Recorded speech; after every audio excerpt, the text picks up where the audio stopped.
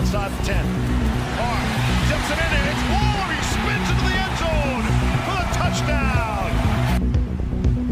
Watching greatness on one end in LeBron. There's a dude with 35 in white getting it done defensively and then offense taking over the fight. Mama, there goes that man. They have shared a brilliant championship battle, but the championship can only be won by one, and it's going Dutch in 2021. Max Verstappen, for the first time ever, is champion of the world.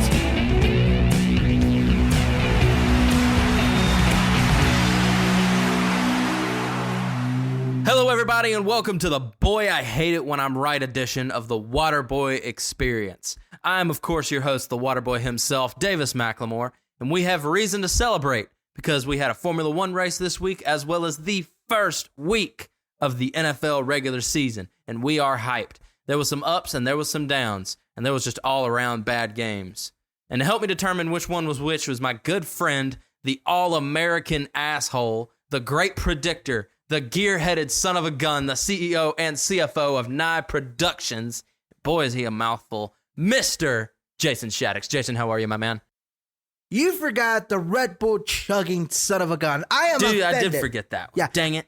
I am offended that you forgot that. That is my favorite nickname that you gave me, besides being a jackass of all trades and a mess. All-American asshole? You don't like that one?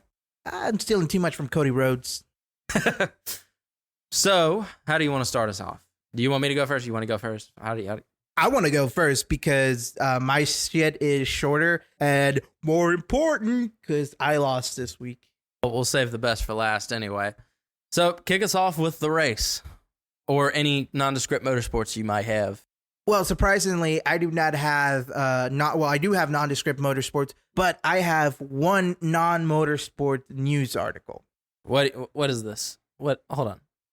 What is this? You can't. Your thing is motorsports. You don't go off the script here. Well, I did it earlier in the show's running. That's true. Anyway, continue.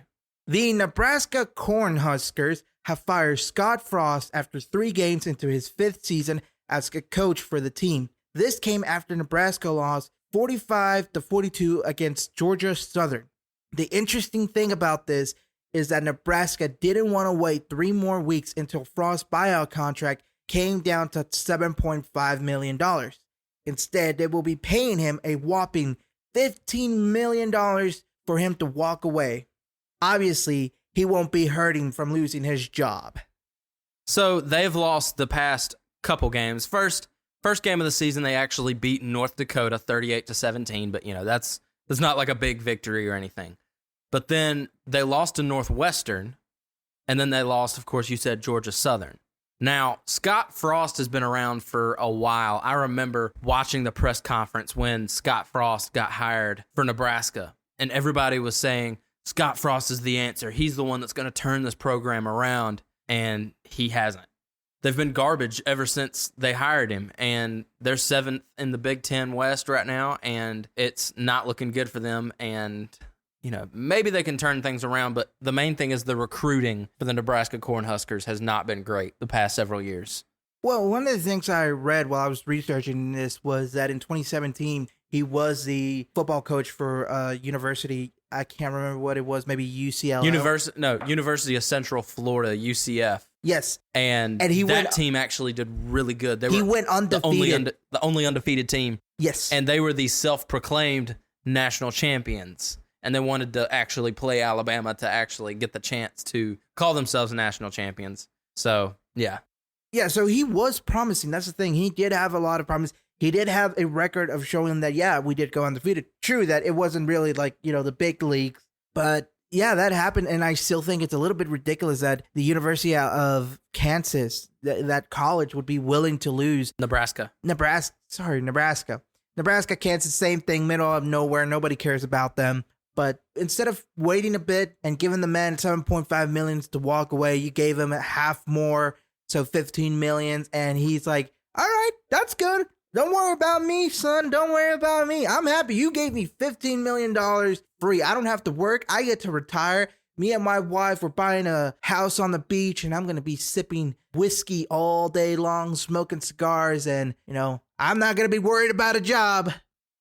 Well, and fun fact here, and I'm sure, Scott Frost will pick up a coaching job somewhere else. It might not be a head coaching job, but, if he's a coordinator somewhere, I think that's a good spot for him. But here's a little fun fact. Nebraska Cornhuskers have sold out every game since 1962. So at least their fan base is loyal, or, the students just get in for free, and, I don't know. What else is there to do in Nebraska? Absolutely nothing. Husk corn. It's corn. A big lump of knobs. It has the juice. And not the good corn, like, the metal band Corn. I can't imagine a more beautiful thing. No, and not like corn with a K.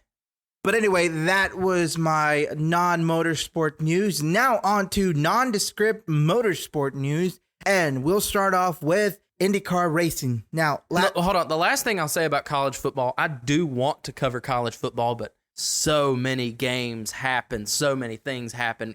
We would have to have a whole separate podcast for college football. Even if it was just a SEC, like strictly SEC, then, How about this? What if we cover college games that were big upsets, or, like a team, like let's say Alabama. Or a big showdown. Yeah, big showdown. Something big, something that's actually worth, listening to and all that, because like you said, we're bogged down as it is. I mean, maybe when the Formula One season ends, but, you're still, that's when NFL No, when the is wrapping Formula up. One season ends, college football will be wrapping up at that point, because college football, the regular season ends at the end of November. So at the same time Formula One ends, college is over. Yes. And that's when I'm going to be out when the Iron Bowl happens. I just realized that. That's Auburn versus Alabama, and it's usually a pretty good game. So, and that's always the last game of the season. So I'm going to be out when that happens. Send me your notes. I might not even watch it. I'm not on a big college football kick right now. It's the same 4 teams that win every year. Nobody else really has a chance. It's always a given that Notre Dame is going to be ranked really high and then fall back down, and they're going to lose to they lost to Marshall this past week, which should have never happened. Oh, so they're Ferrari. Yes, they disappoint every single year. They end the year unranked, and then they'll come back the next year, and the polls will be like, yeah, we're going to rank them number 8. And then they just drop down, and then they're going to be like, well, we'll put them back in the top 10 the next year. And then they drop back down. At this point, why are you even doing that?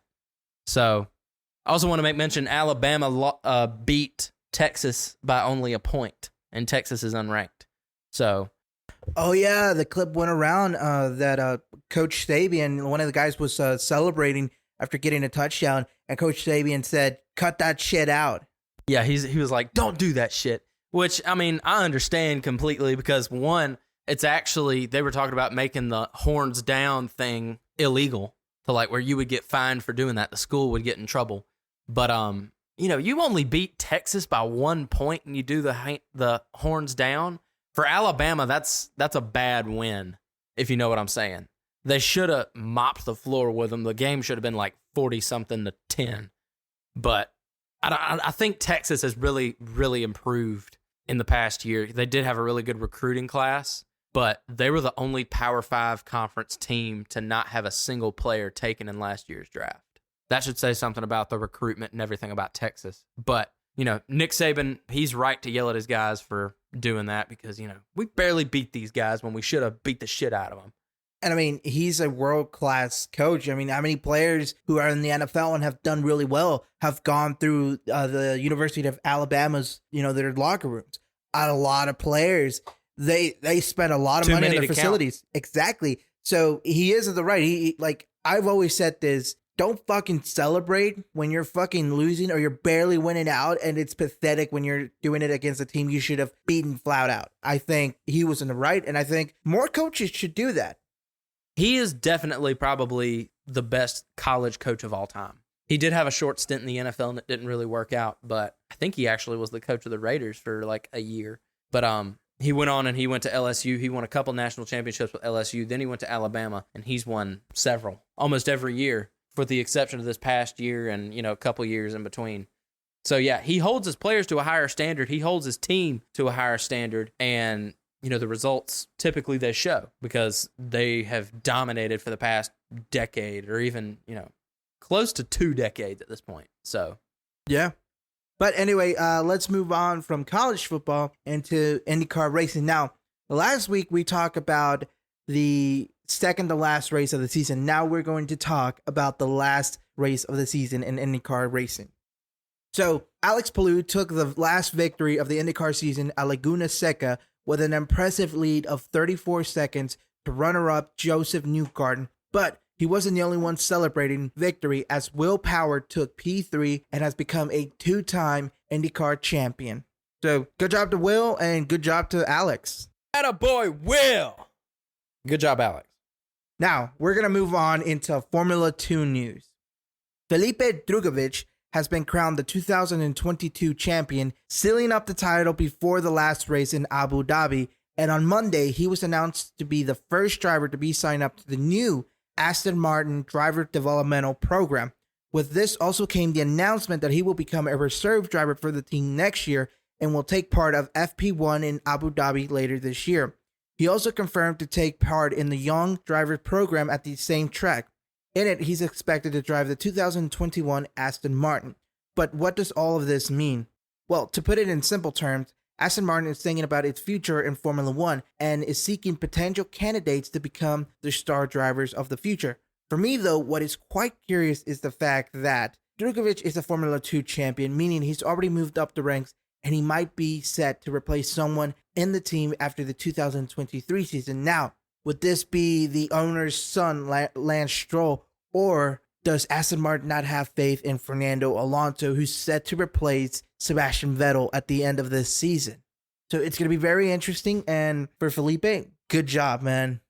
So typically, like, if he was to go up to Formula 1, do you think he would have success? Well, it depends on the team itself. Now, Aston Martin, if you were saying in 2021 with that car, then I would have been like, yeah, I mean, they fell back a little behind from 2020, but in 2021 they were really good. 2022 they've back in the grid essentially. I mean, this past race in Monza, neither car finished the race. Sebastian was out, Lance Stroll was out, and it was ridiculous. And their car is absolutely slow, even though they have a very similar concept to Red Bull. I mean, in Spain, when they dropped their original, well, not the original concept, but their first concept of the aerodynamics package, everybody was saying that's the green Red Bull. We actually talked about that several episodes ago, the green Red Bull. Exactly, but it doesn't work out. If you notice, it's not working out well for them. And it's the same concept that Red Bull came up with, yet it doesn't work for them. So I don't know if it's going to be a good thing for him. Typically, there's a lot of drivers that have come up through the drivers program. Max Verstappen is one of them. Nick DeVries, who we're going to be talking about pretty soon. And also Lewis Hamilton. He was a McLaren driver academy protege all the way from his karting days up until Formula 1. And it was a big shock when he left McLaren for Mercedes, although hindsight, it was the best choice possible. Let's play devil's advocate here and let's change time a little bit. If Lewis Hamilton wouldn't have left McLaren, do you think he could have won a world championship with McLaren? He did win his first world championship with McLaren. Okay, well, all right. Now here's the thing. He didn't win one afterwards because that was in 2008. In 2009, the Braun GP, they absolutely created one of the best cars out there and completely decimated the field. And this is a team who had the budget of a Williams. That's how bad it was. They didn't even have spare And they're not parts. even around nowadays. Exactly, because Mercedes saw how good they were, and Mercedes said, you know what? We're tired of McLaren wanting to take control of the project and not give us any input because they ran the engines. Like, here's the thing. Lewis Hamilton won in McLaren, but it was powered by a Mercedes. That's the thing. He's never won a world championship in a car that wasn't at least powered by Mercedes. So he went into Mercedes and he, dominated and all that. The thing is, with Mercedes becoming his own team, what happened was they stopped giving input for McLaren because now they had their own team and McLaren got pissed. And that's when they joined Honda. And the thing is, with the Honda, it went all bad because McLaren wanted to become a world champion team in about 2 years. Honda's like, no, we need more time. So they ended up separating, and Honda was one of the worst engines out there. And AlphaTauri, then Toro Rosso decided to pick up the Honda engine, and Red Bull was getting tired of Renault, who was doing the exact same thing that happened to McLaren and Mercedes because they had their own team, Renault, and Red Bull said, you know what? Honda is willing to work with us. They're working with AlphaTauri to make that engine better. They're looking for input. Let's give them a chance. And so in 2019, I want to say, Honda became part of the Red Bull family. But could it have been possible if they went to the Honda engines? No, they wouldn't. I mean, it's been 10 years since they won a race. McLaren has. Well, 10 years when Daniel won it last year, but I don't think they're going to win it for a long time now. Plus, we see a lot of improvement from Lando Norris, who you've said before, he has a lot of potential. He came close to in Russia last year. Yeah. So, I mean, maybe we see him, or is the best option for him to go somewhere else.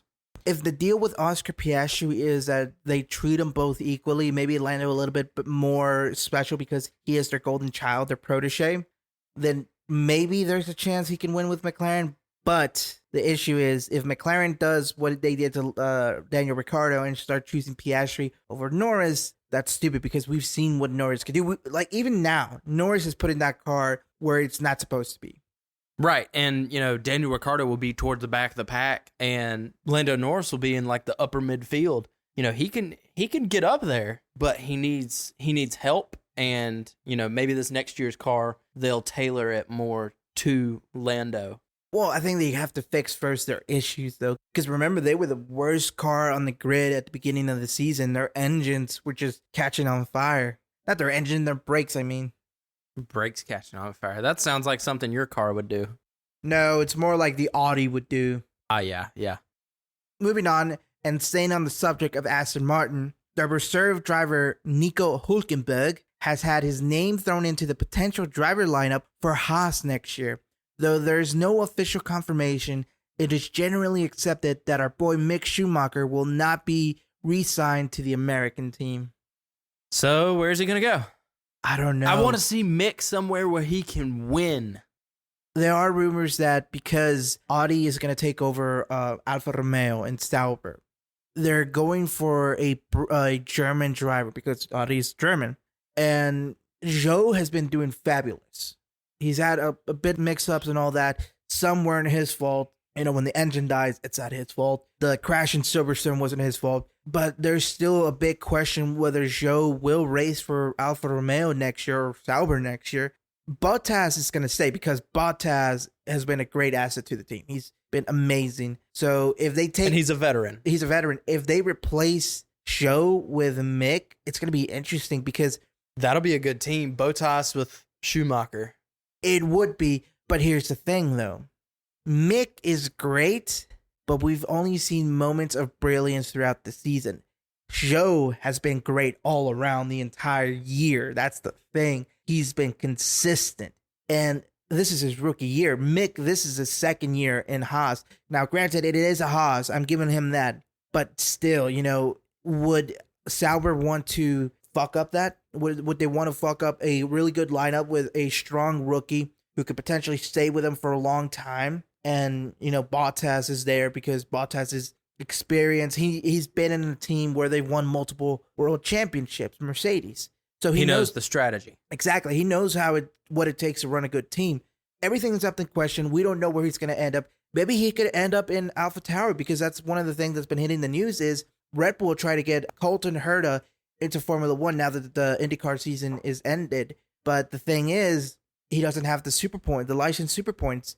And they try to get around that, but the FIA is like, no, he has to go through what all drivers have to go in order to race in Formula One. So maybe Mick goes to AlphaTauri. We don't know. Let's move on, and we're going to talk about a man who we talk about almost every week. He's taken over the Deshaun Watson segment, but Daniel Ricciardo is being rumored to take a seat at Mercedes next year as a reserve driver. Whether it will happen or not, we don't know, but I do have a feeling that a reserve driver spot is the only way he'll stay in Formula One. So what's Mercedes' second team? They don't really have one, but the unofficial one has been Williams. Okay. But Williams is independent and all that, so... Okay. So Daniel Ricciardo is not going to be on Williams? No, probably not, and we'll talk about this later on. Now, a rumor we have heard for a very long time this year has been the team up between Red Bull and Porsche, and for a while it looked like it was going to become an official thing. This past weekend, we had confirmation from both Red Bull and Porsche that they did have lengthy talks about joining up and being one team, but have come to an agreement to part ways instead. Christian Horner said, and this is going to be a pretty long quote, so bear with me. Quote, "We are an independent team, and that's always the way we've operated in terms of being flexible and the ability to move quickly and efficiently. And that's the part of the DNA of what Red Bull is. The powertrain is obviously a different challenge. And of course, if there was a partner to potentially look at working with on the powertrains, that would make logical sense. Our position is obviously the team is the biggest marketing asset globally for Red Bull. And why would we compromise that strategically for the long term? 2026, we're fully committed. We've recruited some of the best talent in Formula One within Red Bull powertrains. We've created a factory within 55 weeks with fully commissioned dynos. We've built our first prototype engine for 2026 and ran that prior to the summer break. So we're on a really exciting trajectory that isn't dependent on outside involvement or investment. Strategically, if there's the right partner, then of course it's something that the group would be very interesting." End quote. Now, one thing he also said is that Porsche isn't the only manufacturer interested in joining Formula One. The others wish to remain silent until they decide on whether they want to jump into Formula One or not. He also did mention that if Honda wanted to return to Formula One, they would be more than happy to work with them.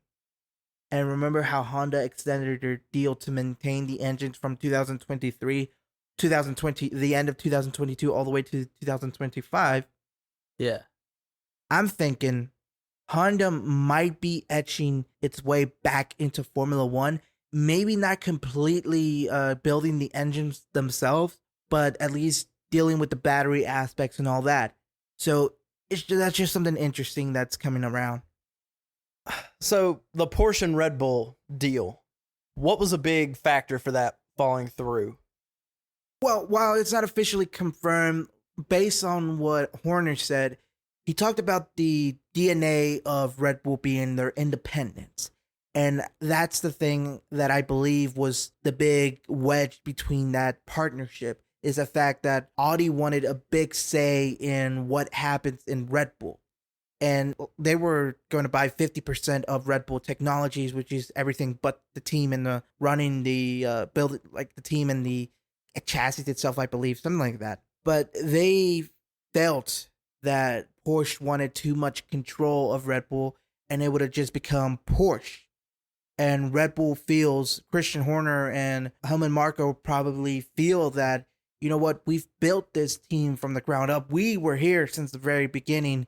Why should we listen to a team who's failed in Formula One in the past? Yes, they might be good in other sports, but this is Formula One. This is what we know. And why would we jeopardize our standings, or how the team looks, how we function to please that other team? I think that was the biggest issue with the deal with Porsche.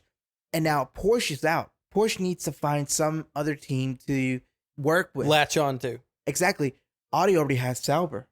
The only other team that could possibly work would be Williams or Haas. But I don't think they're going to take Haas.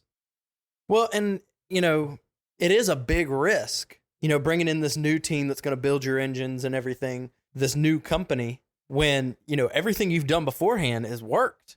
You're reigning defending world champion, and you're probably going to win the world championship this year. Why would you want to risk that? And they've gone through a similar thing with Renault, because as soon as Renault got their own team, they put Red Bull in the back foot, and that's why Red Bull wasn't doing great, because they wanted to put input into the team, into the engines, and Renault's like, no, we're not going to listen to you guys. And that was a big issue, and that's how Red Bull became 4-time Constructors champions and world champions, because they were with Renault, and Renault didn't have its own team. So it's going to be very interesting. But now you have your own experience. You know what is, what you need in the car. You know how to improve the car. I'm with this. Why don't you just do it yourself? You've got it. Exactly. And then they would also have to sell 50% of the team to them.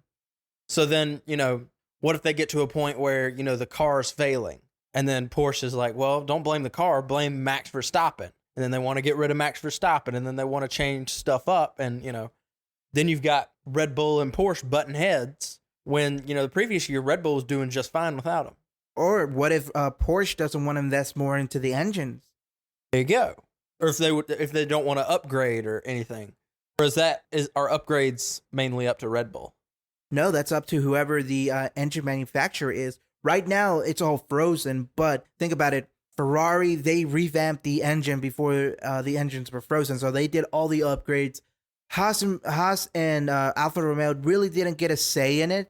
I'm pretty sure they took into consideration some of the stuff, but it was mostly, we need this car to be fast. We don't care about reliability. We can worry about that later. But one of the interesting things is that he was talking about how they're not the only manufacturers who are interested in Formula One. He's not saying who it is, but think about it. What other manufacturers are interested in Formula One?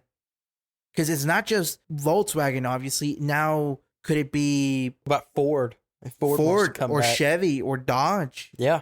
Chrysler? So we don't know. Hell, Lamborghini.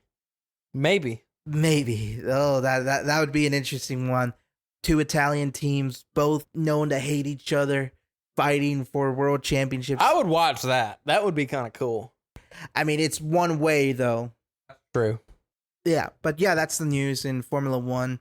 There's some other stuff, but just want to get the most important things out. Anyway, let's move on to free practice and qualifying. During free practice one, Formula E world champion Nick de Vries substituted for Sebastian Vettel as part of the Young Drivers program. Later on in the day, he was called on by Williams to replace Alex Albon for the remainder of the weekend as he had been taken to the hospital for appendicitis. That's not good. No, and it gets worse. Alex had surgery on Saturday, but suffered some complications and was put into a ventilator. Luckily, the doctors quickly stabilized him, and he was discharged from the hospital on Monday. He is expected to be back into full shape, and ready for the next race in Singapore. So yeah, essentially he had a respiratory, I think one of his lungs collapsed or something like that. Shit. Yeah, so he wasn't doing really good. So Nick came in, and he already had practice with Aston Martin. And he's a Mercedes driver, I think, driver program. He was racing for Mercedes in Formula E. Now, here's another thing.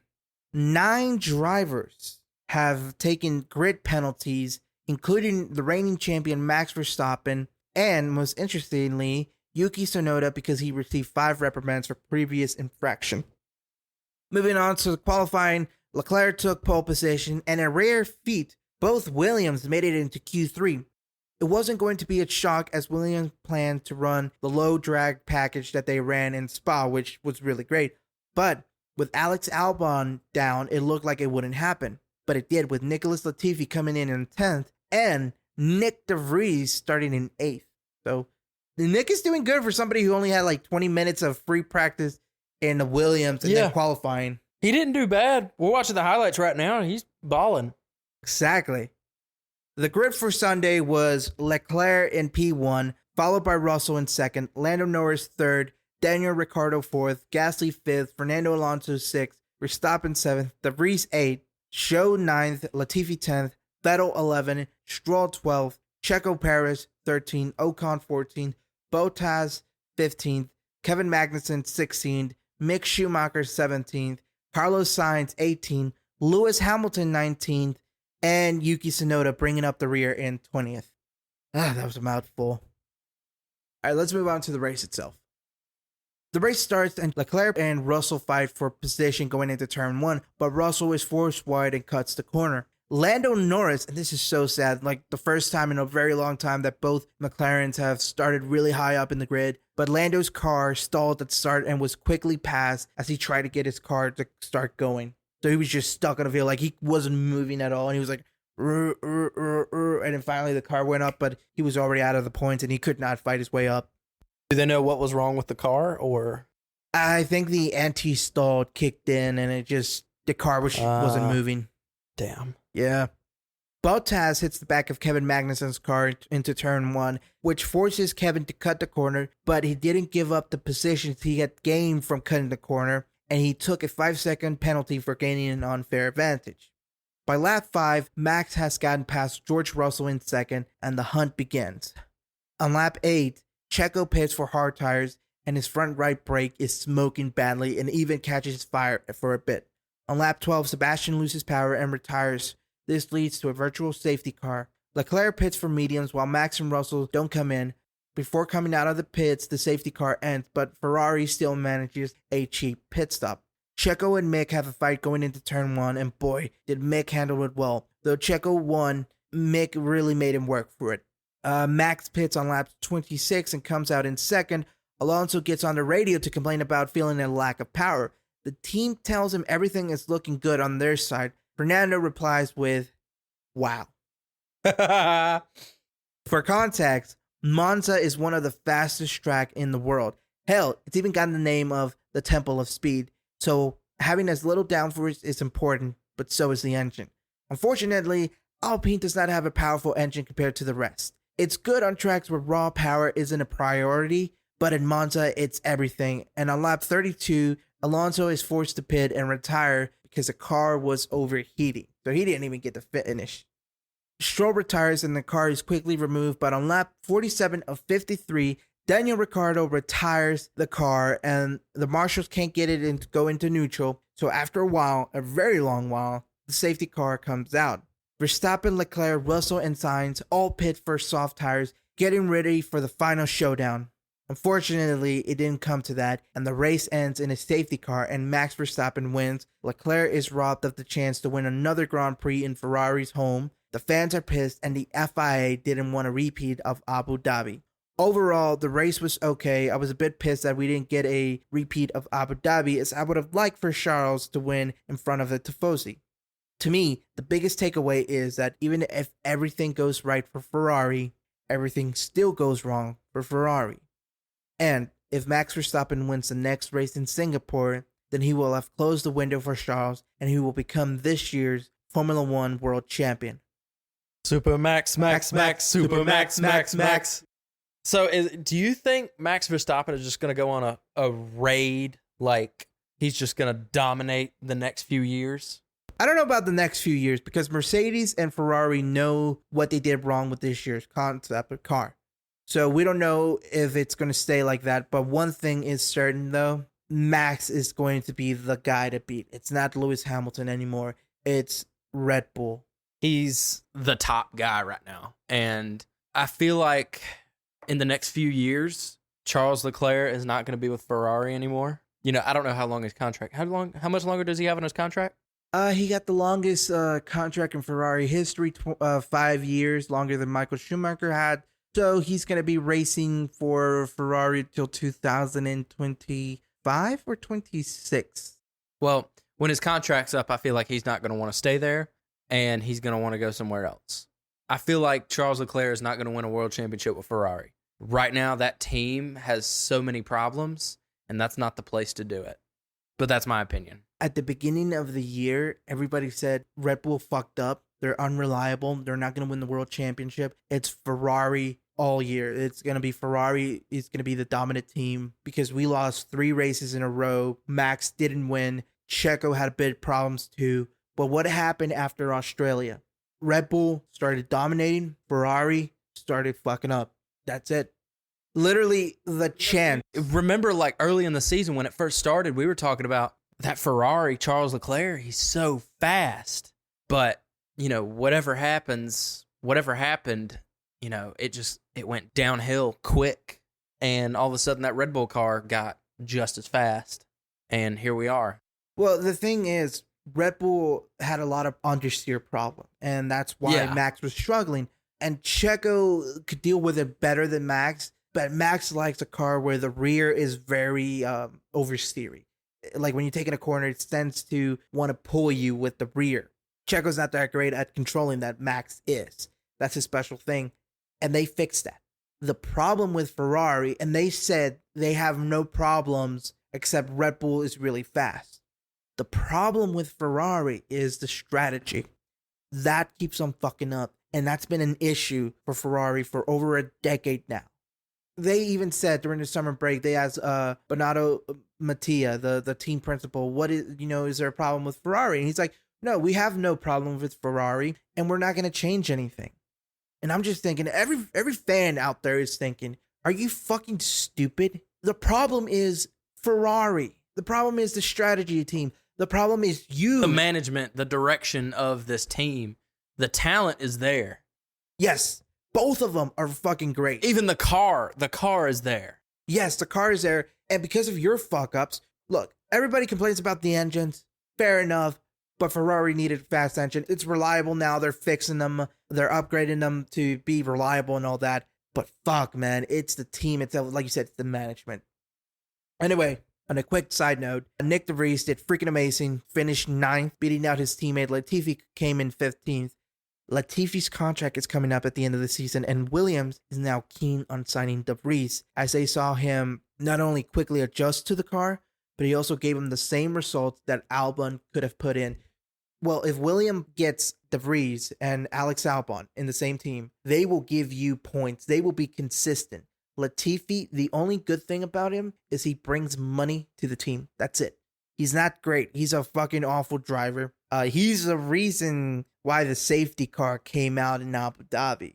So you got to consider keeping Nick DeVries. You got to consider keeping him on that team. And the thing is, a lot of people don't realize this because he's got a very babyface face. He's 27, 28.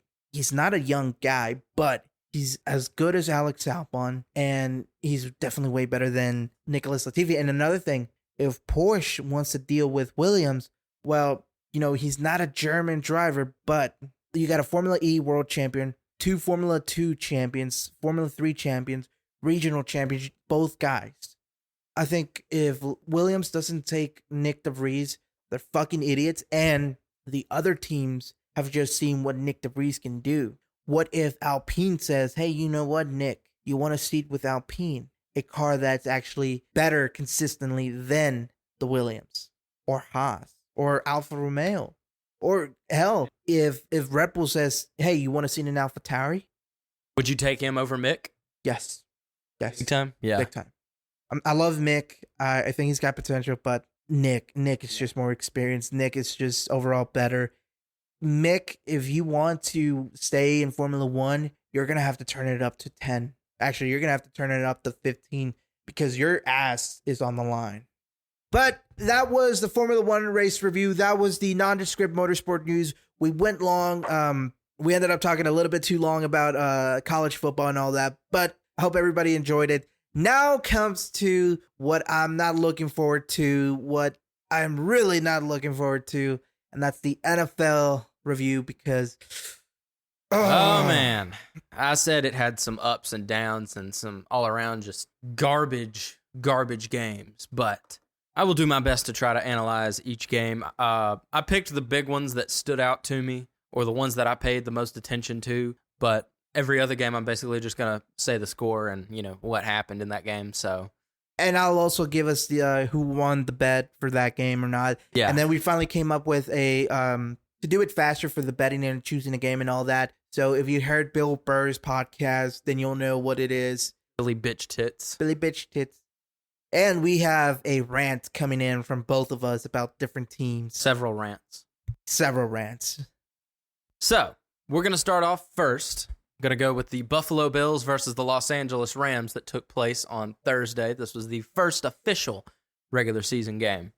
So, Josh Allen was 26 of 31 for 297 yards with 3 touchdowns and 2 interceptions. He also rushed 10 times for 56 yards and 1 rushing touchdown. Try to tell me Josh Allen isn't legit. This guy, and you heard it here first, folks. He is going to win NFL MVP. There's no doubt in my mind. He completed 10 straight passes in the first half and threw the ball exceptionally well. And, you know, this guy, he was on a different level. And, you know, I picked the Rams going over the Bills here, and that was my mistake because I did not see Josh Allen breaking out like this. On the other hand, Matthew Stafford, he didn't do horrible. He was 29 for 41 for 240 yards. But he had 3 interceptions on the night, and turnovers were a big problem for the reigning, defending world champions. And the Bills walked away with a 31-10 victory here over the Super Bowl champion Rams. I'm also going to make an honorable mention for the Rams. Cooper Kupp, who is, last year, he was the Triple Crown best wide receiver in the league. He did exceptional as well, but it wasn't really enough because here's the problem, Rams. You only threw the ball to white guys.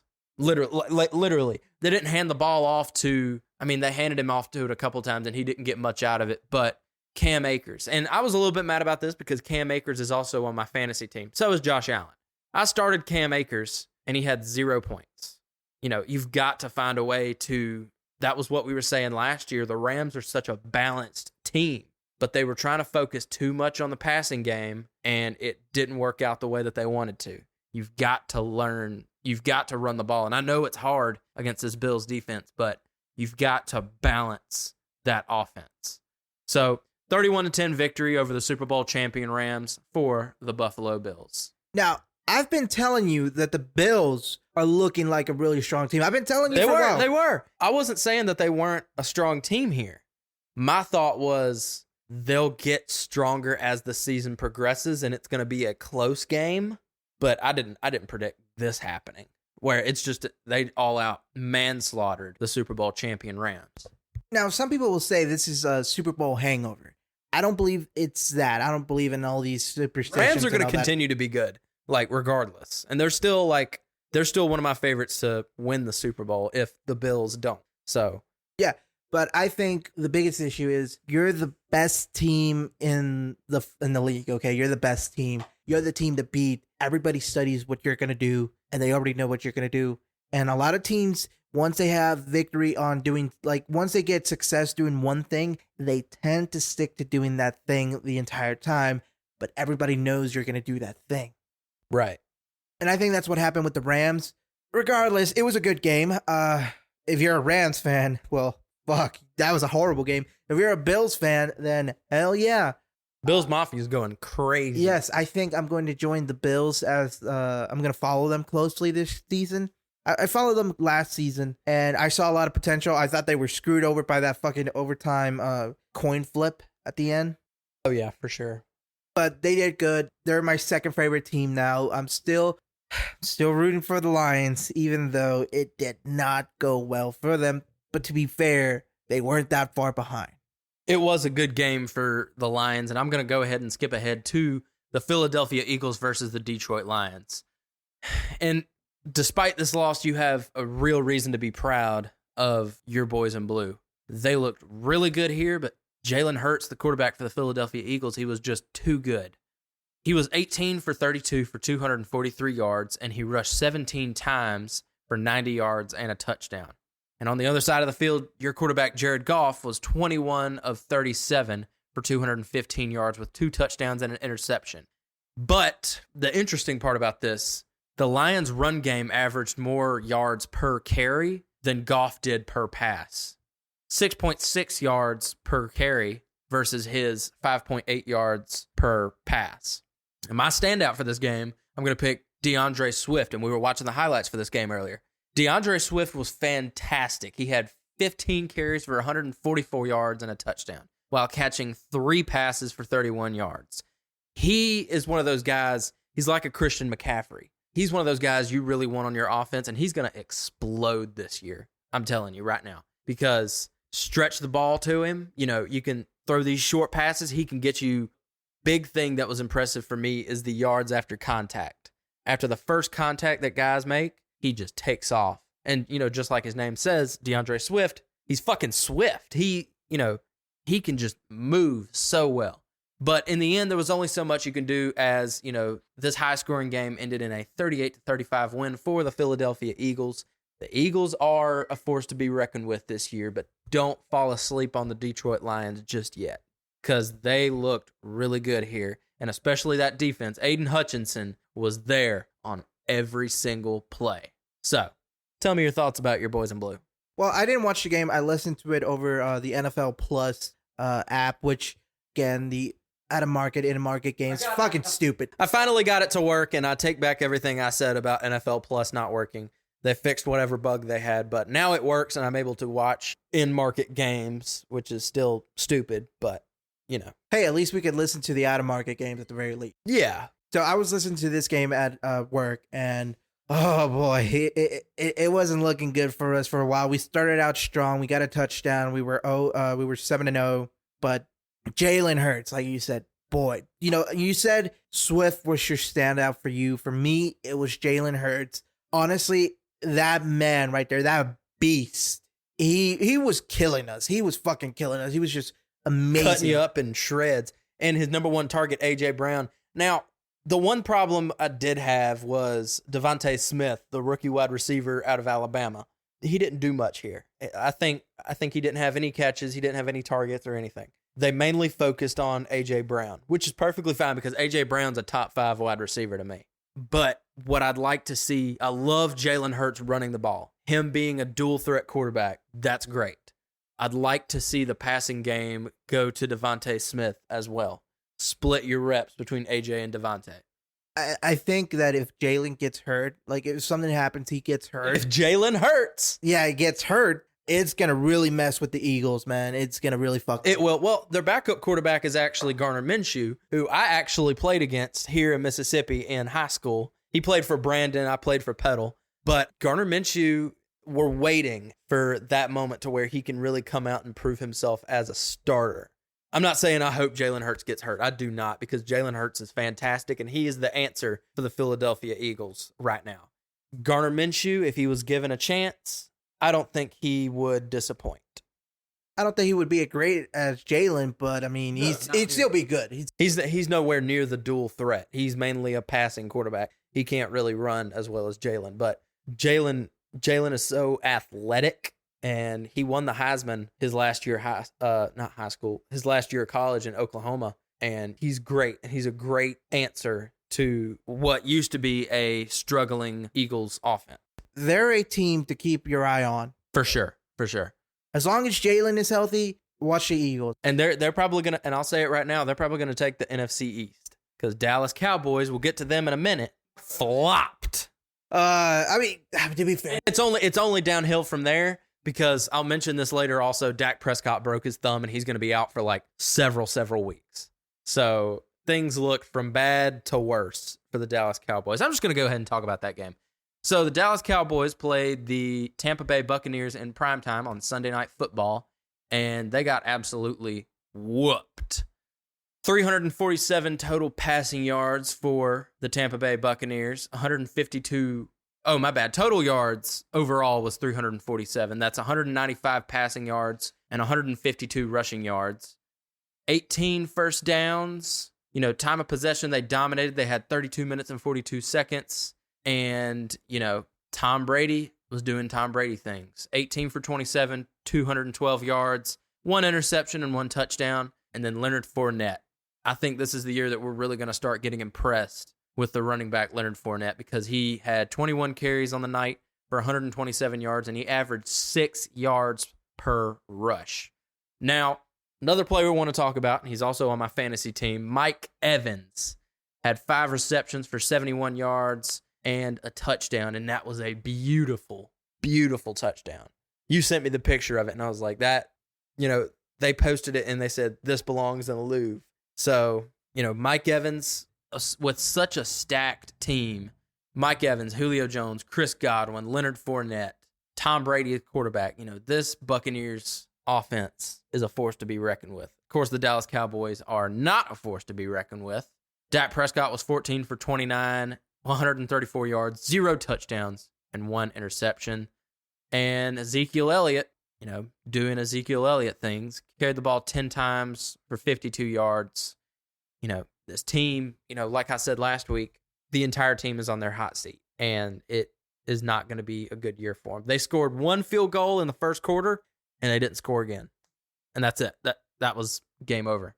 And at the end of the game, they announced, Dak Prescott broke his thumb. He's going to need surgery and, all that stuff. So good showing from the Tampa Bay Buccaneers, and Tom Brady. He's back. And Dallas Cowboys, here we go. Let's be honest. This was a day off for Brady. He wasn't trying. He was half-assing. He just breathed in, breathed out, went into Sunday Night Football, turned around, walked back out with a victory. That's all he's got to do. He doesn't even have to try. Nobody has to try when you're playing against the Cowboys. No, and when you've got Mike Evans, Chris Godwin, and Julio Jones, nah. You just sit back, relax, kick your feet up. You're doing just fine. Now, this isn't like I've been saying that I think Brady is going to be. I think he's going for his final world championship. I think this is the last year. I honestly do believe this. I do believe that if he doesn't get it this year, he's out of the NFL, and not to get into the gossip area, but him and his wife been having problems because she wants him to stay home, be more with the kids. Fair enough. He's done everything that he can possibly do. Now he's just got to push that record a little bit further. I do believe that this isn't a game to analyze the Bucks on just because it's against the Cowboys. He needs to go against a very challenging team in order to really say, is Brady going to win that final championship, or is this just going to be a normal season for them? Well, next week they play the Saints, and the Saints scored a pretty good victory against the Falcons. All right. Do you not want me to talk about this game? No, I want to talk about You this want to game. talk about I want to cut a promo on those fucking Falcons, those sons of bitches. How the fuck do you let the fucking victory go? All you had to do was stall and wait for the time to run out. Why? Why did you fucking choke like that, you sons of bitches? I hope you all die a painful death, and I hope that we burn your fat for soap. Well, the New Orleans Saints beat the Atlanta Falcons 27-6. At halftime, the Falcons were winning 16-7. It even got to the point where it was like 20 something. It was 23-6. And then in the fourth quarter, the New Orleans Saints, that's what I was about to say. The New Orleans Saints scored 17 points and just completely came back and won the game. And it was all downhill from there because Jameis Winston was really impressive here ever since he got his eyes fixed. 23 for 34, 269 yards, 2 touchdowns. Taysom Hill was 4 carries for 81 yards. He averaged 20 yards per carry, and he had 1 touchdown. And Michael Thomas did what Michael Thomas does best. He had 5 receptions for 57 yards, and he scored 2 touchdowns on the night. I mean, that's what they do. The Atlanta Falcons, they flopped. So you can't say your expectations were high for them because, everybody was like, okay, it's the fourth quarter, time for the Falcons to choke, and they did. So it's ridiculous at this point. I don't know what's going on here. While I was at work, we had a regular customer come in, and he's a Saints fan. He was wearing a Saints shirt, not a jersey, but a shirt. And he was talking to the other customers, and he was like, man, I can't, the Saints are losing. I'm just fucking down and all that. And he left us to work. I work at a part-time at a tire shop. So he left us a bunch of tires to take off. And then he comes back and he's happy as hell. And he's like, yeah, we won. The Falcons choked. And all the while I'm like, motherfuckers, god damn it. You had such an impressive lead. And it's against the fucking Saints. And you still managed to fuck it up and lose. Fuck the Falcons. Fuck the Saints. Let's move on. So we're going to move on here. All right. I considered not even doing this episode after this game. And, I really considered not even doing another episode in my life. Or watch another football game in your life. Watch another football game in my life. I was ready to call it quits here. There was a guy that came in. I had my Raider hat on. And this was hours before the game happened. And there was a guy in a grocery store. And, he walked up to me. Davis works at a Winn-Dixie, by the way. I work at Winn-Dixie, and I was wearing my hat here. And the guy walked up to me. He said, "You a Raider fan?" I said, "Yes, sir." He goes, "You know the Chiefs, we own you, right?" And I just laughed. I said, "Not this year." He goes, "Oh, yeah?" He said, "What you know about Patrick Mahomes?" I said, "You mean Pussy Mahomes?" He got mad at me, but he started laughing. He was like, "All right, I like the confidence, man." He said, "What do you think your answer is? What do you think's going to be different about this year?" I said, "I'll give you one name, Devontae Adams." He said, "He can ball, but he ain't no Travis Kelce." I said, "He ain't no Travis Kelce. He's better." No, it was a little jab back and forth, but I had to talk a little trash. But after this game, I don't want to see him ever again because he's probably going to laugh at me. Las Vegas Raiders versus the Los Angeles Chargers. The Raiders passing game, other than one player, looked fucking sloppy. Derek Carr struggled with sacks and turnovers. Don't be quick to blame him, though, because I know that you would sit here and be like, Derek Carr's going to choke again. Here we go. No, I was listening to that game. I was listening you to were. The O-line was abysmal. It was awful.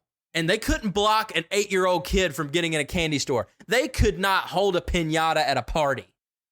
It was so bad. I was cooking at the time, and I was just listening, and I was just thinking, really, now, of all fucking times to be the fucking Raiders, You want to do it now.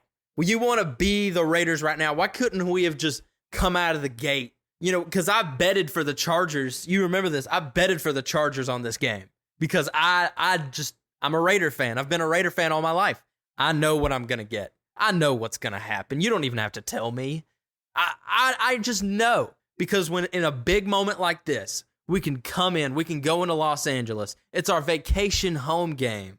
And we can go in and we can beat them and put our foot down in the AFC West and say, this is going to be our year. Nope, didn't happen that way. We looked like mid-season Raiders. We looked like we did in the middle of the season last year. Because you spend so much money, you spend so much time on building one of the best teams out there, and you fuck it up. And here we are. And one of the main problems I will say, Carr, Derek, my guy, please listen to me. You need to throw the ball to somebody other than Adams and Waller. You've got the best receiving core in the NFL, and you don't even know it. And people don't believe you. They won't believe you when you say that. They will laugh at you in the face. But you do. You've got Davante Adams, who did fantastic. I loved him in this game. But he only got one touchdown. He only had one touchdown. But we only scored one touchdown as a team. Exactly. So he scored the only touchdown we got. He was 10 receptions for 141 yards and a touchdown. You know, he's Black Jesus. I see this guy. I'll suck his dick in public. Davante Adams. I'm sorry. Green Bay might have to. Green Bay might have to get him to come back. Oh, that was rough. But we'll get to that. We'll get to that. Now, I'm gonna stop fussing at the Raiders because you know we're the Raiders. That's what we do. This is what we do. Falcons. And to be fair, the Chargers were more pissed off than the Raiders were.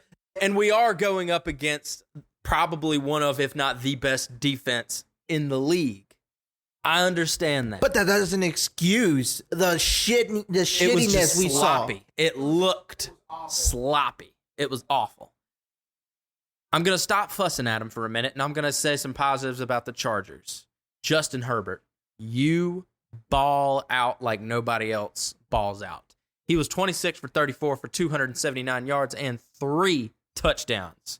It was an impressive showing, and he completed passes to 9 different receivers. How many different receivers did Carr complete to? I don't know. I'll look it up later. But Keenan Allen had a supposed hamstring injury, but it did not slow him down at all. I don't buy that he had a hamstring injury. He looked great.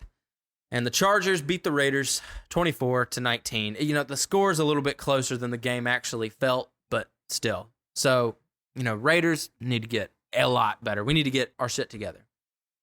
I'm going to continue on to the next game. We're actually watching the highlights for it right now. The Pittsburgh Steelers versus the Cincinnati Bengals. God fucking damn it. That's all I got to say about this fucking shitty game. Although I liked this game.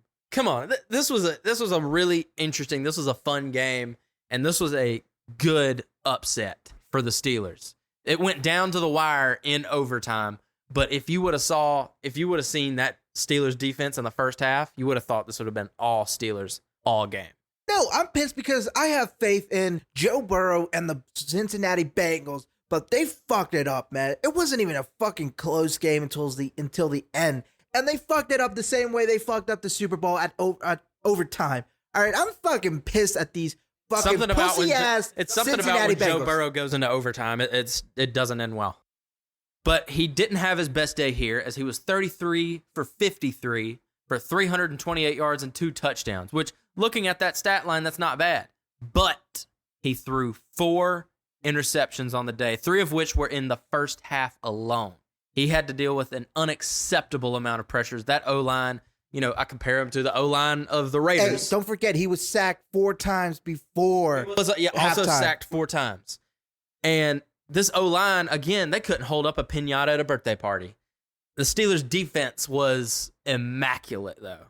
I haven't seen a defensive performance like that from the Steelers in a long time.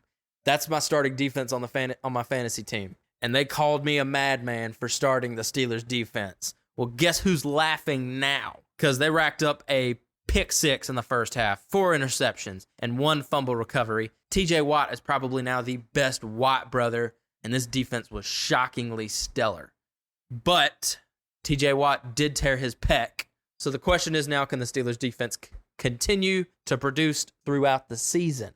He's out for the rest of the season. That's a 6 to 8 month injury at the very least because Cody Rhodes. Is he? Yeah, that's a big injury. Cody Rhodes, that's the same injury he has, and he's out for almost 8 months, I believe. So the full recovery timeline for a torn pec in the NFL is 3 to 4 months, potentially allowing TJ Watt to return in late December or early January. We'll see. Maybe if they make the playoffs, if they can etch out into the playoffs, then we could see him play in the playoffs. And that's when you really need. But you're talking about being in a sport where it's very physically demanding, and he's going to be very injury prone, even if after 3 or 4 months. Just like his brother. Exactly. Just like his brother JJ. So I don't know. I'm hopeful because this was a fantastic performance from him and the Steelers defense all around. If you're a Pittsburgh Steelers fan, you had a fun time. If you were rooting for the Cincinnati Bengals, you were fucking pissed. Last year, you got snuffed out of the playoffs, and your division rivals went on to almost win the Super Bowl, and now you beat them. That's the best way to prove yourself. So it depends on how important TJ Watt is on that defense. He is very important, don't get me wrong, but can they produce without him? So in the end, the Steelers beat the Cincinnati Bengals 23-20 in overtime, and that was about it. So I'm going to give you some scores that happened around the league. I'm going to basically graze over the rest of them. Patriots lost to the Dolphins 20-7. Oh, that hurt. Oh, you don't know how bad it hurt. I had faith in Bill. Fuck, I did too, but at this point, is Bill the answer for the Patriots anymore? Probably not. Oh, by the way, the Manchester hooligan is finally tired of Manchester United losing so bad, even though they're in a rebuilding phase right now. But he has chosen an NFL team, and he has become a fan of the Miami Dolphins. And all of this before the first game. He's like... This was before. He's not a bandwagon. He bought a jersey or a shirt, something like that. He bought a few merch, spent about $66 or quids, so probably like $70, $80. But yeah, he is a fan of the Miami Dolphins, and I told him right before the game, look, you chose a really great time. They have Tyreek Hill, who is phenomenal, and Tua is really great as long as he's healthy. I think you chose a really great team, and if you ever get tired of Manchester losing, watch Miami. Because right now they're having a mourning period because Queen Elizabeth died, so a lot of British sports have been canceled for about 10 days. I think he made a good pick because this is only a team. It's not like he's bandwagoning, but it's a good pick. It's a consistent team. Right. So, are you ready to talk about the Green Bay Packers and the Minnesota Vikings? What have I been telling you, son? What have I been telling you? Without Adams, Rodgers is shit. We just proved it. He lost to the fucking Vikings. God, I love being right. He was so bad that they put their backup quarterback Jordan Love in at the end. Oh my God, I did not know that. Yeah, look right here. So he was in for like one drive, but rushing game was awful for the Packers. Hey, greatest fucking quarterback in the league, huh? Highest paid quarterback in the league. But you pay your quarterback so much to where you can't afford to get big name players and big name receivers. This is the price that you pay. Aaron Rodgers was 22 for 34 for only 195 yards and 1 interception. Jordan Love, who came in at the end, was 4 for 5 for 65 yards. Proportionally, actually did better than Aaron Rodgers did. But Kirk Cousins had himself a day here. He was 23 for 32, 277 yards, and 2 touchdowns. And then Justin Jefferson, my God. 9 receptions, 184 yards for an average 20.4 yards per reception and 2 touchdowns. Ridiculous. I would say Davante Adams is the best receiver in the league, but Justin Jefferson, he might be the best. And despite having 21 first downs, they still couldn't get it done. The Packers.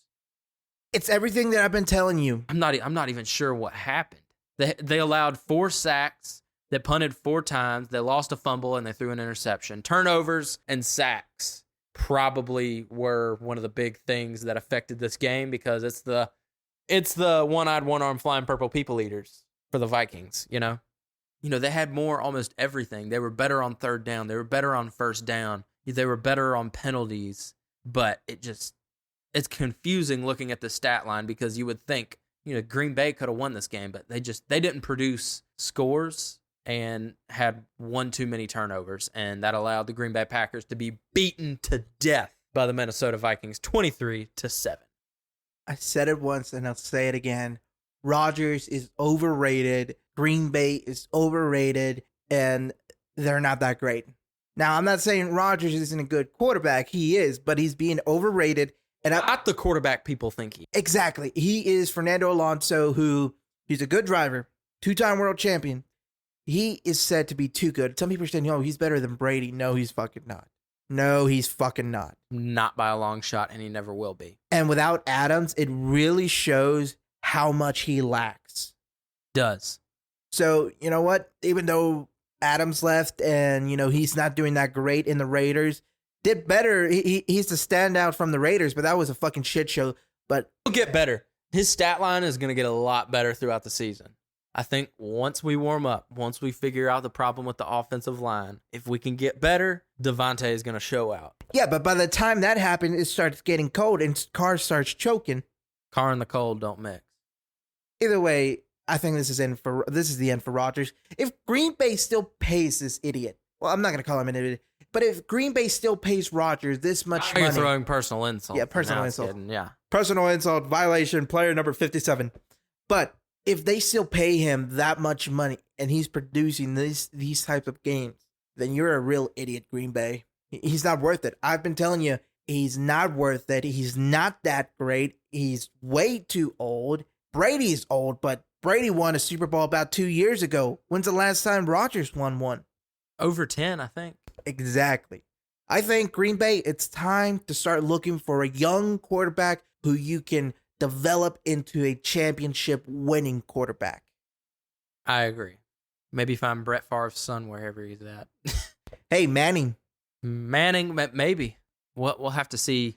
People hate that guy already, and he's not a show off. Well, a lot of people are saying he's overrated, but he's not. Go watch the film. Go watch the highlights. You'll see him. He's as good as any of them. He's not arrogant. He doesn't do trick shot. Well, he did do a little bit of trick shot over there, but he's very quiet. He's very, I'm going to show you what I've got on the field. Well, I'm going to move on to the rest of the games here really quickly. The Browns beat the Panthers 26-24. Ravens beat the Jets 24-9. Commanders beat the Jaguars 28-22.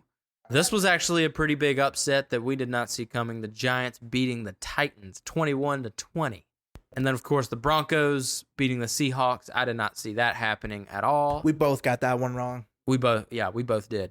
I did not see Geno Smith showing out like he did. But, yeah, they ruined Russell Wilson's coming out party with the Broncos. And that was all the scores around the league. Overall, it was a pretty up and down week for the NFL. And we have to rethink our betting because neither one of us did really good. Speaking of which, betting, you want to go into the betting for this coming week? Yeah, let's go ahead. Let's see if I can do any better. All right, so the way we're going to do this is I get to pick a game, and once I pick that game, Davis can't pick that game, and he's got to pick a different game. And we're going to do about 5 games apiece. Davis won 5 games. I lost a bunch of games, but I ended up 5-4. So do you want to go first, or do you want me to go first? I'll go ahead and go first, and I'm going to start with a risky one here. Thursday Night Football, Chargers versus the Chiefs. I'm picking the Chargers to beat the Chiefs. That is risky. Interesting. All right. I am going to go, and I'm going to say Dolphins beating the Ravens. Ooh, that's a bold statement right there. That's going to be an interesting game. That's Lamar Jackson versus Tua Tagovailoa. I like both quarterbacks. I like both teams. It's going to be very interesting, but I think Lamar Jackson doesn't have Tyreek the Hill. weapons. Yeah, Tyreek Hill is going to be the deciding factor in that game. Don't forget about Jalen Waddle. That's true. All right, for my next game, I believe I'm going to pick the Patriots versus the Steelers. I'm going to play it safe. I'm going to say the Steelers are going to beat the Patriots here. You are going safe, although I thought Patriots were going to beat we're gonna win against the Dolphins, and I was so wrong. Yeah, that's true. But you're hinging on the Steelers' defense being down after the guy got a pec injury. I'm iffy. I feel like they could do. I feel like they could do it.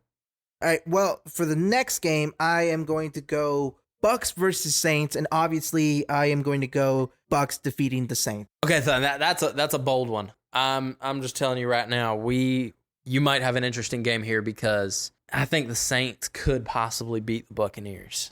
I think they have a shot, but we'll see. I'm telling you, Brady's ready this year. I'm going to go with the Bills versus the Titans. The Bills going over the Titans. Oh, you fucker. You knew the Bills were my team, you fucking asshole. I know That's a cheap shot. If you're going to go for that, I am going to go Rams beating the Falcons because I want them to get killed. I'm going to go Raiders over the Cardinals. Let's see if they can get it here because a much less better team than the Chargers. And, I think they could do it here. So, plus it's our first home game. We got to win this one. Yeah, Raiders over the Cardinals. All right, for me, I am going to choose my team. I'm going to choose the Detroit Lions beating the Washington Commanders because I don't like the Commanders. And I think, like we said, Jalen Hurts was doing freaking amazing. I honestly think that the Lions have a better chance of winning going against the Commanders. So, Lions. Do I get one more game? Yes, we have one more game each. All right, I'm going to go. Let's see. I'm going to go with the Bengals beating the Cowboys. I'm going to play it safe with that. That is very safe. If they go into overtime, you're fucked. I'm going to be like, oh my God. All right, my last game, and I am going to be really stretching out for this one, but I do not like, obviously, as you heard, Green Bay nor Aaron Rodgers. So I am going to go for the Bears, the Chicago Bears beating Green Bay Packers. I could see where you wouldn't be wrong with that. That's actually a pretty good choice. I mean, if they play anything like they played this past week, I'm winning this one. I'm fucking winning this one. If it's just an awful showing out and, it's a Sunday night football game, so you'll be able to watch it. So keep an eye on it. All right, so we chose 5 and 5. That's pretty much it. May the best man win. Or do you want to make it even? Like you want to make it even and do 6 and 6? Sure. Let's do one more. All right, let's do one more. Because I'm going to pick. I think I'm going to pick the Giants beating the Panthers. Ooh, that's an interesting one. You're really high on the Giants after last game, huh? I'm not high on them. I'm just optimistic that they could beat the Panthers. Saquon Barkley in that run game is a little too good to sleep on. So I'm going to go with, again, Giants beating the Panthers. All right, since we get one more game, I am looking at, because I really like what I saw last week, I am going Eagles beating the Vikings because Jalen Hurts. Good pick. That's a close one. That's gonna be a fun one to watch, I feel like. See, that's why I'm going more for it, because it's gonna be a fun one. If the Vikings can play as good as they played this past weekend against Green Bay, and the Eagles do what the Eagles do, then it's gonna be a fun game to watch. I'm not gonna be sad if the Vikings win over the Eagles, but I am hoping for a hell of a game. I agree. We'll see how it works out. But with that, the Waterboy comes to an end, and I'm not gonna do an overlong intro, so sign us off, white boy. We hope you guys enjoyed this episode. We want to remind you that the Waterboy Experience YouTube channel is coming soon. We're not sure when, we're not sure where, but it is coming. You'll be able to find clips of episodes, full episodes, and as well as maybe exclusive YouTube segments. We also want to make mention of the Waterboy Instagram page. Follow us at the Waterboy Pod or on Twitter at the Waterboy EXP. And that's about all I have to say. Well, there is one more thing. Something is in the works and will be coming out the next few months. We don't know if it's the one we are planning.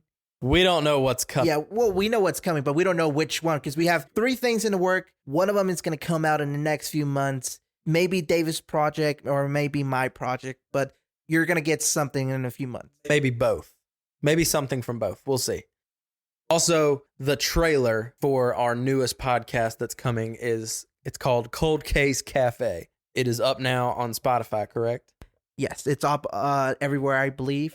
The trailer is up, and we are looking at maybe a late October release. Probably a Halloween special or something like that. So even though last time we did a Halloween special, it didn't work out very well. But Cold Case Cafe, we record it basically in a cafe, and we talk about strictly cold cases, and we analyze the case, and we get police reports and coroner reports and everything. And we sit down and we exchange notes on these specific cases. So check out the trailer, tell us what you think, and that's all I have. Do you have anything else to say? January 1st, there is a podcast coming. It's going to be mine. You did Taking over the podcast world. Yes, you did mention that we had a Halloween special last year. Didn't go so well. We learned a lot, but if you have listened to my previous podcast, then it's coming back. It's been revamped. It's been worked on. We rebranded, revamped. Well, we didn't rebrand. Same name, yeah. Same name. But we definitely, with the last few weeks of the Waterboy Experience, we have been putting a lot of effort into getting this show to be better, this podcast. Right. Obviously, if you listen from episode 1, you'd know that, this show stank when it came out. It absolutely stank. We were working with one microphone. We didn't know where we were going to record. Sometimes it was in a car and all that. Now we have a stable place. I mean, my place wasn't bad, but we came to Davis's place. We finally got a recording space, and we're trying to upgrade our microphones, and we're definitely working every week on getting better quality audio, better quality to improve the product overall. Better quality editing and all that. And, there's going to be issues every now and then, but we are definitely trying to become better at this. We're hoping for this to be a very long project. Years, maybe a few decades if we're lucky, of doing the Waterboy Experience. But yeah, we have a lot of things in the works, and finally, after what feels like 3 years of us planning, talking about this, we're finally going to release more podcasts, and hopefully we're going to start to slowly take over the podcast industry. Slowly. We're still working on taking over the sports podcast industry. So yeah, that's what's going on. Anyway, anything else you want to say? Nope. Sign us off, white boy. Thank you guys for listening to this episode of the Waterboy Experience, and peace. Second and goal just outside the 10. Hart tips it in, and it's Waller. He spins into the end zone for the touchdown. You're watching greatness on one end. In LeBron, there's a dude with 35 in white getting it done defensively, and then offense taking over